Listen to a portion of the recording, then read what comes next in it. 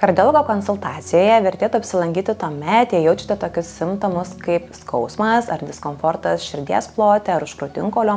Pacientai dažnai įvardina kaip maudžiančio, spaudžiančio, gniaužiančio pobūdžio ir jį neretai provokuoja didesnis fizinis krūvis ar nervinė įtampa.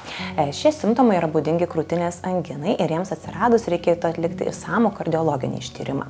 Taip pat atsiradus dusuliui fizinio krūvio metu ar ramybėje, taip pat pastebėjus sumažėjusią fizinio krūvio toleranciją. Pavyzdžiui, nueinant įprastus atstumus ar lipant laiptais, pastebėte, jog reikia dažniau sustoti pailsėti, greičiau pavargsite, tuomet taip pat reikėtų atvykti kardiologo konsultacijai.